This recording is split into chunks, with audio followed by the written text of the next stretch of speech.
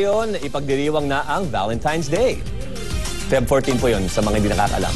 Siyempre, kanya-kanyang gimmick na ang mga hotel at motel para sa mga lovers na gustong exciting way to celebrate Heart's Day. Trip to heaven ba ito? Zai Finiza, ikwento mo.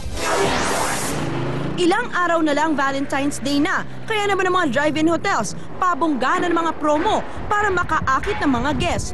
Sa mga may lovey dudes, gimmick ng isang hotel, lulunurin kayo sa mga talulot ng rosas. May libreng chocolates at teddy bear din para mas matamis ang lambingan. At hindi lang puso ang busog, kundi pati ang iyong tiyan sa kasama pang nakakatakam na hapunan. We ready a food package for our couple during their stay. Siyempre, hindi mawawala ang mga kwartong may tema para sa mga magjowang adventurous ika nga. Nariyan ang secret forest rooms para sa mga nature lovers. At kung kakaiba talaga ang hanap nyo, swak sa inyo ang Loveless Room at ang Tantra Chair sa loob nito. Kung wala naman kayong kadate ngayong araw ng mga puso, yayain na lang ang buong barkada. Dahil sa mga drive-in hotels gaya nito, meron silang mga thematic rooms kung saan pwede kayong mag-party. Sa mga mahilig mag-disco at pole dancing, ito ang kwartong swak sa tropa nyo. Pwede ring mag-bonding ang pamilya dito sa kanilang mga kwarto na may video okay. We really spend a lot when it comes to research, just to be innovative. At para hindi na kayo abutan ng pila ng Valentine's Day mismo, pwede ring magpa-reserve na ng kwarto. Zai Finiza, News 5.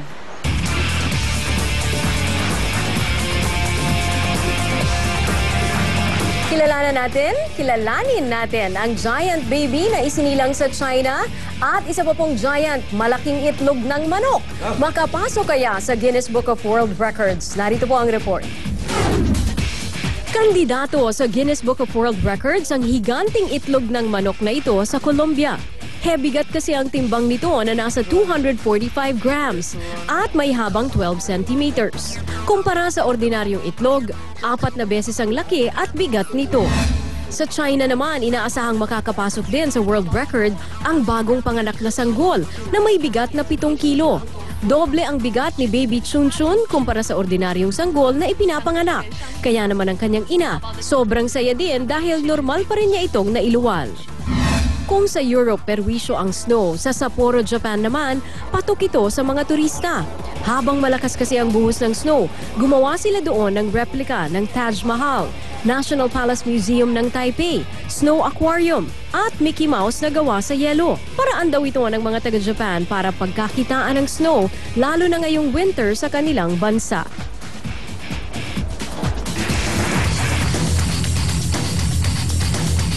Matapos ang sala sa init, sala sa lamig na negosasyon sa labang Pacquiao-Mayweather, may kumpirmado na makakalaban ng ating pambansang kamao. Yan ay ang kanong si Timothy Bradley. Who? Sabi ng Chief of Staff ni Pacman na si Attorney Jeng Gacal, pirmahan na lang daw ng fight contract ang hinihintay para maselyuhan ang laban. Gaganapin ang bakbakang Pacquiao-Bradley, who? Sa June 9 sa MGM Grand sa Las Vegas, June 10 po yan, mapapanood dito sa ating bansa. Ganda na katawan ni Bradley. Pero tanong na marami, sino nga ba itong si Bradley? Kung ikukumpara ng dalawang boksingero, matanda si Pacquiao ng 5 taon. Bagamat mas matangkad si Pacquiao, lamang naman sa reach itong si Bradley. At eto, wala pang talo o draw ang kanong boksingero. Naiuwi na kaninang hapon sa kanyang tahanan sa Lambunaw, Iloilo ang labi ng boxer na si Carlo Maquinto. Lalong naging emosyonal ang kanyang mga mahal sa buhay, lalo na ang kanyang ama na tiyempong nagse-celebrate pa naman ng kanyang birthday ngayong araw. Pero mismong si Mang Felicidad daw ang humiling na iuwi ang mga labi ng anak ngayong kaarawan niya. Tanggap na raw ng pamilya ang pagkawala ni Carlo. Humingi rin sila ng tulong kay Pacquiao. Bukas pagdedesisyonan ng pamilya kung kailan ililibing si Carlo. Samantala, punta naman po tayo sa lagay ng panahon. Magiging maulan kaya bukas? Alamin po natin yan mula kay Manu Sandejas.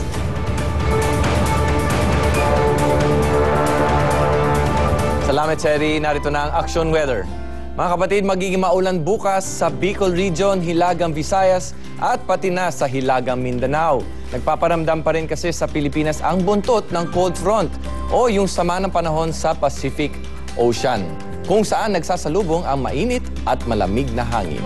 Pero siniswerte naman ang mga nakatira sa Luzon dahil malamig-lamig na good weather pa rin ang mararanasan natin bukas. At yan ang lagay ng panahon ngayon at bukas. Mula rito sa News 5 Weather Center, ako po si Manu Sandejas.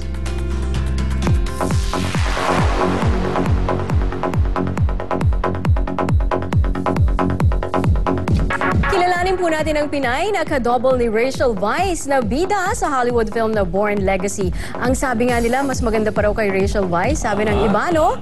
At ang TV5 may iba nga bang proyekto para kay Valenzuela Councilor Shalani Soledad. MJ Marfori, ikwento mo.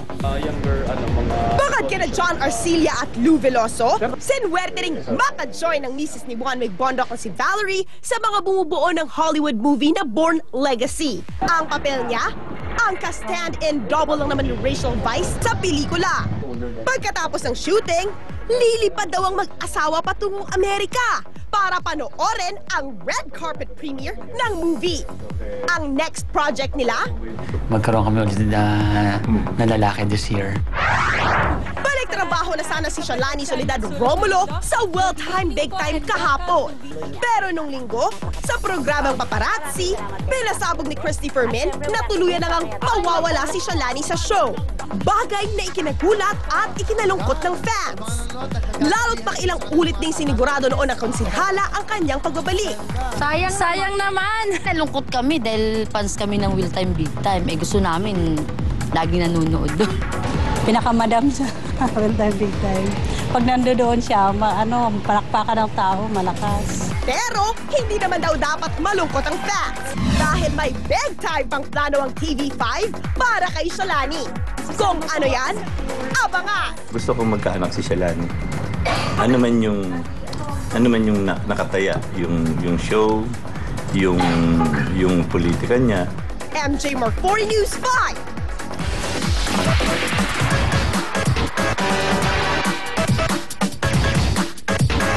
Para naman po sa wow video natin ngayong gabi, usap-usapan sa internet ang Super Bowl na tinaguri ang main event ng American football. Pero agaw eksena ng kakaibang football ng mga hayop na ito.